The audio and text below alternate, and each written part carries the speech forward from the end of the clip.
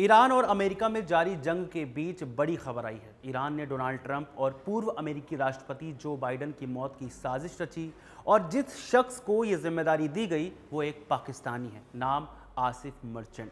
Merchant कोई पेशेवर कातिल या पुराना अपराधी नहीं था। वो एक साधारण सा दिखने वाला 47 साल का पाकिस्तानी नागरिक है जो बैंक में काम करता था। 20 साल तक पाकिस्तान में बैंक की नौकरी करने के बाद उसने व्यापार की दुनिया में कदम रखा। उसने कपड़ों का बिजनेस किया, कारें बेची और यहाँ तक कि केले एक्सपोर्ट करने का भी काम शुरू किया। लेकिन किस्मत ने ऐसा पलटा खाया कि उसका केले का बिजनेस डूब गया और वो कर्ज और मुश्किलों में फंस गया। आसिफ के दो परिवार हैं, एक पाकिस्तान में जहां उसकी पत्नी और 3 बच्चे रहते हैं और दूसरा ईरान में।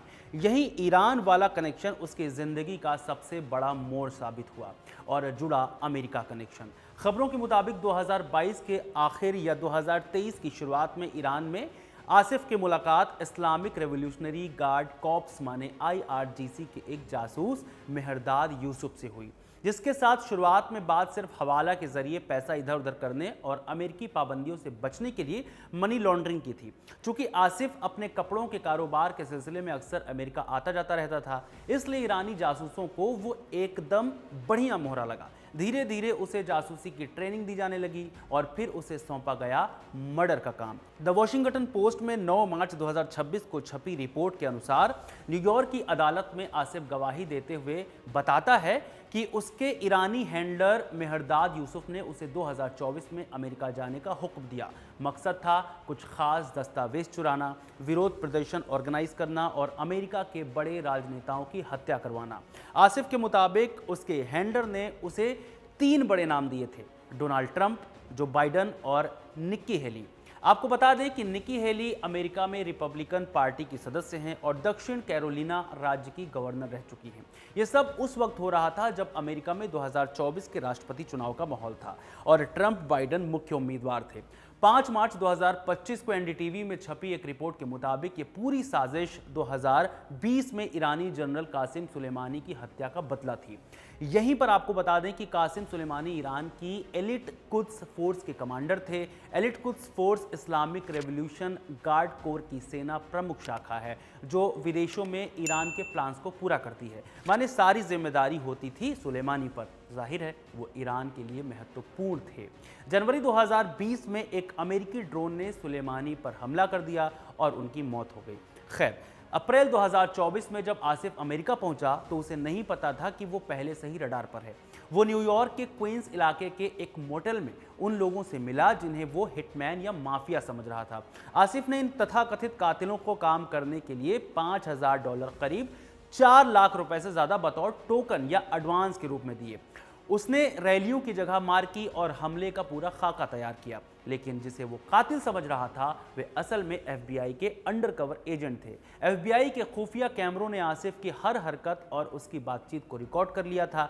12 जुलाई 2024 को आसिफ मर्चेंट को गिरफ्तार कर लिया गया। दिलचस्प बात यह है कि उसकी गिरफ्तारी के ठीक एक दिन बाद पेंसिल्वेनिया में डोनाल्ड ट्रंप पर जानलेवा हमला हुआ था। हालांकि सुरक्षा एजेंसियों का कहना है कि उस हमले का आसिफ वाली साजिश से कोई सीधा संबंध नहीं था। अब सवाल ये कि आसिफ ये सब क्यों कर रहा था? तो आसिफ के मुताबिक वो ये सब अपनी मर्जी से नहीं कर रहा था बल्कि मजबूरी में कर रहा था, क्योंकि ईरानी जासूसों ने उसके परिवार को जान से मारने की धमकी दी थी और उसके पास कोई दूसरा रास्ता नहीं था। आसिफ का तो यहाँ तक कहना है कि उसे पता था कि वो पकड़ा जाएगा और वो जानबूझकर पकड़ा जाना चाहता था ताकि वो FBI को सब बता सके और बदले में उसे अमेरिका का ग्रीन कार्ड मिल जाए। हालांकि सरकारी वकीलों ने उसके इस दावे को सिरे से खारिज कर दिया है और कहा है कि उसके पास अपनी मजबूरी साबित करने के लिए कोई सबूत नहीं है।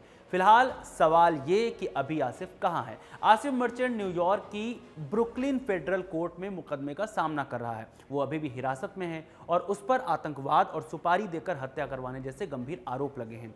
अगर वो दोषी पाया जाता है तो उसे उम्र कैद की सजा हो सकती है। पाकिस्तान की राजनीति और वहाँ के खराब आर्थिक हालात के बीच एक आम बैंक कर्मी का इस तरह अंतर्राष्ट्रीय साजिश का मोहरा बन जाना कई सवालों को जन्म देता है। इस केस ने और आसिफ मर्चेंट के दावों ने न सिर्फ अमेरिका की सुरक्षा पर सवाल उठाए हैं बल्कि ईरान, इजराइल और अमेरिका के बीच चल रही जंग में एक नया और खतरनाक पहलू भी जोड़ दिया है, क्योंकि जग जाहिर है कि पिछले ही हफ्ते इजराइल और अमेरिका ने मिलकर ईरान पर बड़े हमले किए जिसमें ईरान के सुप्रीम लीडर नेता अयातुल्ला अली खामनेई और कई बड़े अधिकारी मारे गए। डोनाल्ड ट्रंप ने इस हमले के बाद साफ कहा है कि मैंने खामनेई को मार गिराया इससे पहले कि वो मुझे मार पाता। ट्रंप का इशारा इसी तरह की ईरानी साजिशों की तरफ था। ईरान ने हालांकि हमेशा इन आरोपों से इनकार किया है कि वो ट्रंप या किसी और अमेरिकी नेता को मारने की कोशिश कर रहा है। इस मामले में एक पाकिस्तानी नागरिक का नाम जुड़ा है। हालांकि पाकिस्तान की तरफ से इस मामले में कोई बयान नहीं आया है।